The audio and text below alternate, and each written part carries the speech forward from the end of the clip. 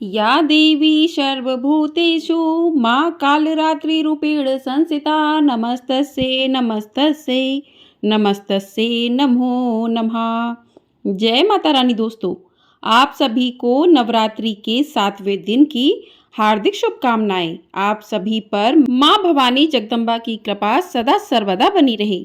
आज नवरात्रि का 7वां दिन है और आज की वीडियो में आप सुनेंगे माँ कालरात्रि की कथा। नवरात्रि का 7वां दिन माँ के 7वें स्वरूप माँ कालरात्रि को समर्पित है। 7वें दिन माँ दुर्गा के कालरात्रि रूप की पूजा का विधान है। आज आप सभी भक्तजन सच्चे मन, श्रद्धा से और विश्वास के साथ माँ कालरात्रि की संपूर्ण व्रत कथा को सुनिएगा।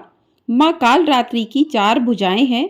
ऊपर की दाहिनी भुजा से माँ भक्तों को वर प्रदान करती हैं और निचली दाईं भुजा से अभय देती हैं, जबकि बाईं भुजाओं में माँ खड्ग और कटीला मूसर धारण करती हैं। माँ कालरात्रि के केश खुले हुए हैं और गले में बिजली की माला शोभा पा रही है। ऐसा लगता है मानो बिजली चमक रही हो। क्रोध में माँ की नासिका से अग्नि की ज्वालाएं निकलती रहती हैं। माँ कालरात्रि गर्दभ यानी गधे की सवारी करती हैं। माँ कालरात्रि के इस भयंकर स्वरूप को देखकर असुर और नकारात्मक शक्तियां भयभीत रहती हैं, लेकिन माता कालरात्रि अपने भक्तों पर परम अनुकंपा दर्शाने वाली हैं। भक्तों के लिए सुलभ और ममतामयी होने के कारण माता को शुभंकरी भी कहा जाता है। श्री दुर्गा सप्तशती में महिषासुर नाम के दैत्य के वध के समय माँ भद्रकाली की कथा का वर्णन मिलता है कि युद्ध के समय महाभयानक दैत्य समूह देवी को रणभूमि में आते देखकर उनके ऊपर ऐसे बाणों की वर्षा करने लगा मानो बादल मेरू गिरी के शिखर पर पानी की धार बरसा रहे हों। तब देवी ने अपने बाणों से उस बाण समूह को अनायास ही काटकर उसके घोड़े और सारथियों को भी मार डाला। साथ ही उसके धनुष और अत्यंत ऊंची ध्वजा को तुरंत काट गिराया। धनुष कट जाने पर उसके अंगों को अपने बाण से बींध डाला और भद्रकाली ने शूर का प्रहार किया। उससे राक्षस के शूल के सैकड़ों टुकड़े हो गए और वह महादैत्य प्राणों से हाथ धो बैठा। इसी प्रकार चंड और मुंड के वध के लिए माँ विकराल मुखी काली प्रकट हुई।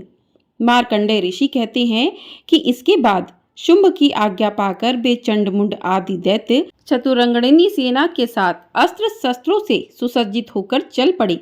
फिर गिरिराज हिमालय के स्वर्णमय ऊंचे शिखर पर पहुंचकर उन्होंने सिंह पर बैठी देवी को देखा।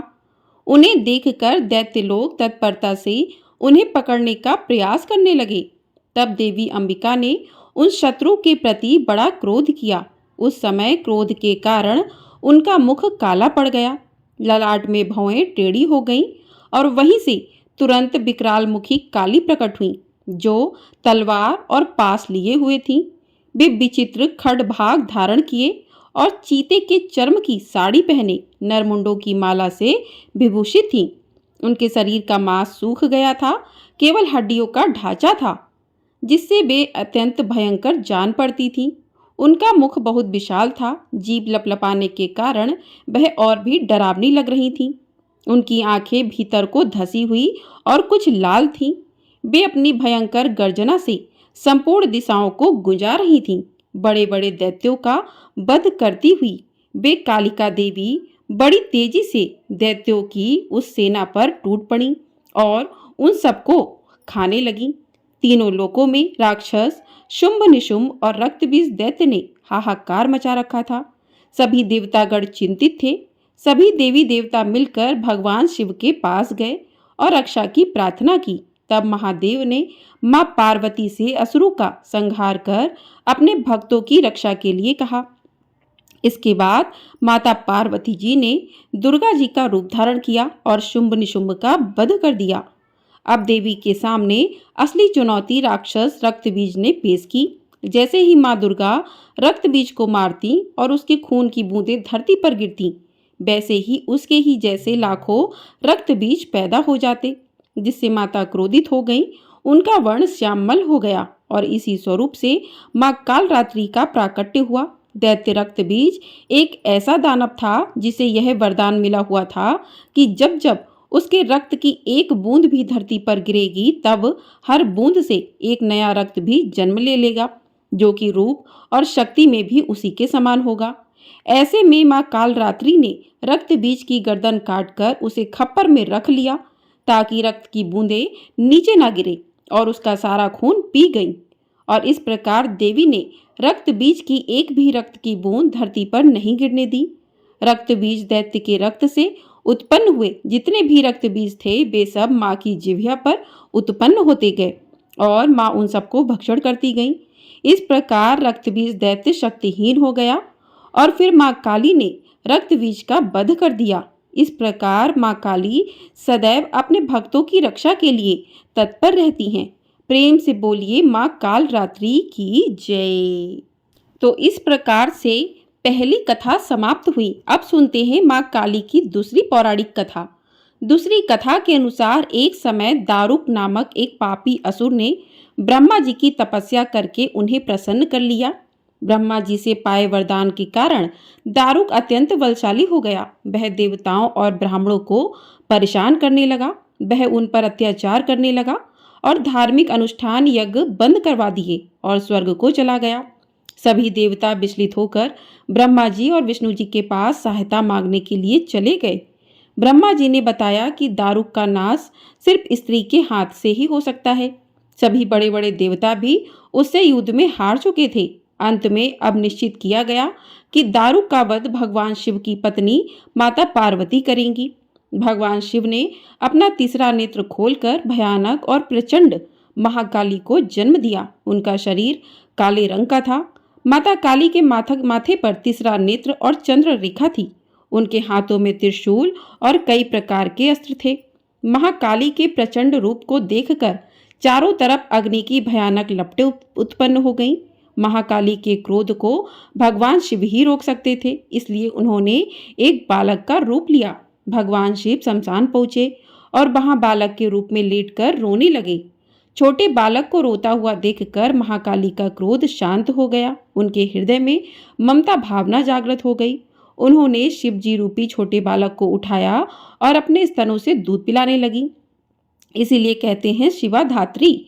इसी प्रकार से शिव जी ने उनके क्रोध को पी लिया। इस प्रकार महाकाली का भयानक और प्रचंड क्रोध शांत हुआ। इसके बाद महाकाली मूर्छित हो गई और उन्हें होश में लाने के लिए भगवान शिव ने तांडव नृत्य किया। होश में आने पर वह पुनः माता पार्वती के रूप में आ चुकी थी।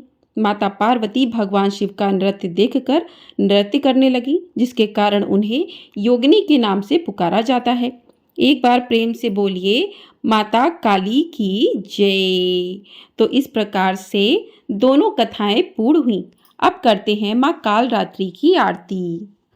काल रात्रि जय जय महाकाली, काल के मुंह से बचाने वाली, दुष्ट संहारणी नाम तुम्हारा, महाचंडी तेरा अवतारा, पृथ्वी और आकाश पर सारा, महाकाली है तेरा पसारा, खंडा खप्पर रखने वाली, दुष्टों का लहू चखने वाली, कलकत्ता स्थान तुम्हारा, सब जगह देखूं तेरा नजारा, सभी देवता सब नर नारी, गावे स्तुति सभी तुम्हारी, स्कंददाता और अन्नपूर्णा, कृपा करे तो कोई भी दुख ना कोई चिंता रहे ना बीमारी, ना कोई गम ना संकट भारी, उस पर कभी कष्ट ना आवे, महाकाली माँ जिसे बचावे, तू भी भक्त प्रेम से कहे, काल रात्रि माँ तेरी जय, तू भी भक्त प्रेम से कहे, काल रात्रि माँ तेरी जय, काल रात्रि जय जय महाकाली, काल के मुंह से बचाने वाली, दुष्ट संहारणी नाम तुम्हारा,